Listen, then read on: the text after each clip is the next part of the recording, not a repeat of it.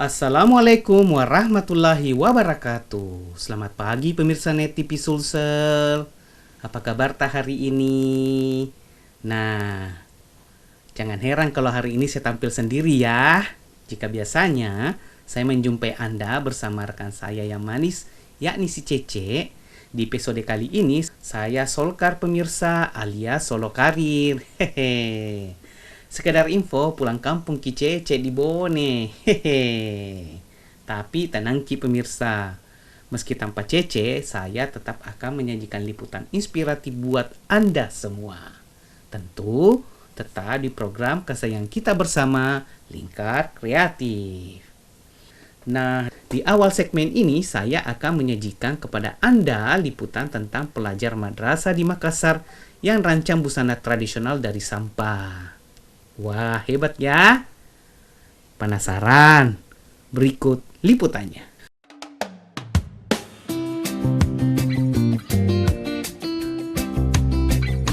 Pemirsa, seorang fashion designer atau perancang busana adalah sebuah profesi terhormat yang memiliki keahlian dan keterampilan dalam mendesain pakaian.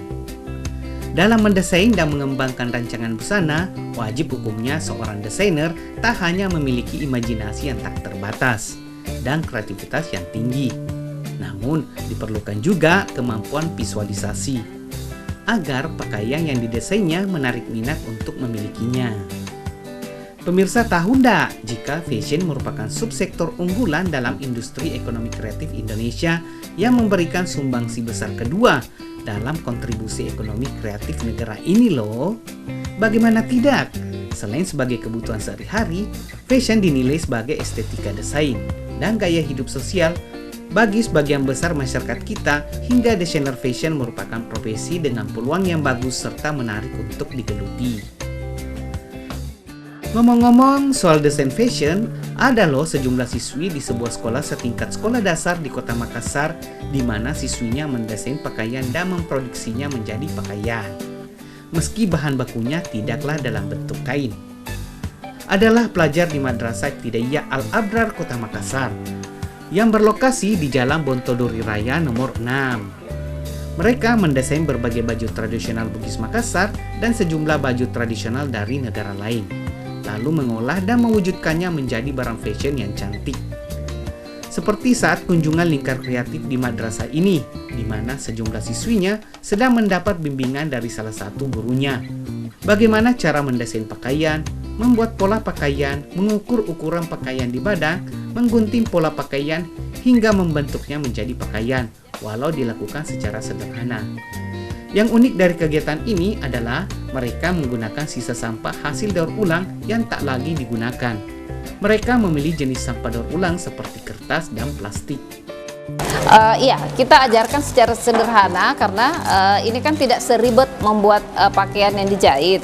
Berarti pembuatannya juga lebih sederhana, tetapi memang tetap kita ajarkan bagaimana cara mengukur pola baju. Misalnya mengukur lebar dada, mengukur lingkar pinggang, mengukur panjang lengan. Karena itulah yang kemudian akan jadi hasilnya menjadi baju seperti ini. Jadi anak-anak tinggal memilih apakah dia sendiri yang mau pakai atau dia menjadi desainer, kemudian ada temannya yang menjadi modelnya. Nah, model ukurannya tentu disesuaikan dengan model yang akan memakai baju tersebut. Penggunaan material sampah daur ulang dalam proses produksi pakaian tersebut sengaja dipilih untuk bahan belajar siswanya selain karena sisa sampah mudah ditemukan, mudah diolah, perlengkapan alat bantunya juga tidak sulit, apalagi kegiatan belajarnya dilaksanakan secara berkala setiap pekan.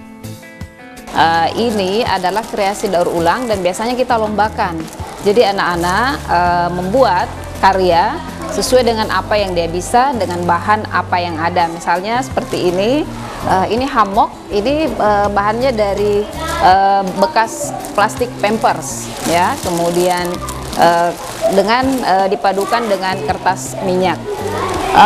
Ini sebenarnya program kita setiap hari Sabtu. Jadi karena sekarang sudah mulai tidak pandemi, sudah mulai pulih, maka sekarang kita galakkan lagi setiap Sabtu mengajari anak-anak kita untuk lebih kreatif, memanfaatkan barang-barang yang sudah dibuang.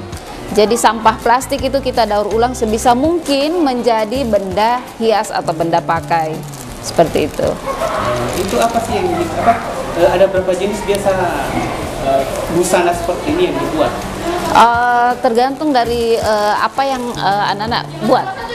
Jadi biasanya kalau hari budaya itu kita membuat pakaian-pakaian adat, entah itu pakaian adat Jawa, adat Sulawesi, atau juga seperti ini. Kadang-kadang anak-anak juga membuat dari koran bekas. Asaria Harun mengungkapkan kegiatan ini sesungguhnya sudah dilaksanakan sejak lama. Hanya karena faktor pandemi COVID, kegiatan kreatifnya terhenti sementara. Seiring waktu, setelah proses belajar mengajar sudah dibuka secara tatap muka, maka kegiatan kreatif ini kembali digalakkan di sekolahnya. Berbagai jenis pakaian dari hasil daur ulang sampah telah dituntaskan oleh siswinya, seperti baju bodo, pakaian tradisional etnik Bugis Makassar, baju hammock, pakaian tradisional dari negeri Korea, dengan berbagai pernak-perniknya yang menghiasi di permukaan baju.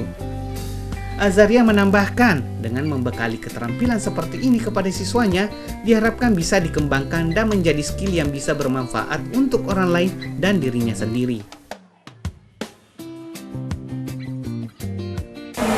Tadi lagi bikin apa? Membuat karya. Membuat karya apa itu? Bikin baju. Oh, bikin baju. Iya. Oh, hari ini bikin baju. Iya. Baju apa tadi yang dibuat? Baju baju apa? Bodoh. Baju bodo ya? Itu bodoh. baju bodo baju apa? Baju adat. Oh, baju adat. Itu untuk apa bikin baju bodo? Untuk dilombakan, dipajang, dan dipakai. Nah, bagaimana caranya bikin baju bodo? Terutama kita diajarkan dengan bu guru. Oh, diajarkan bu guru. Diajarkan seperti apa itu? Digunting, dipola, Lagi? dihias, dirangkai dengan jadi baju.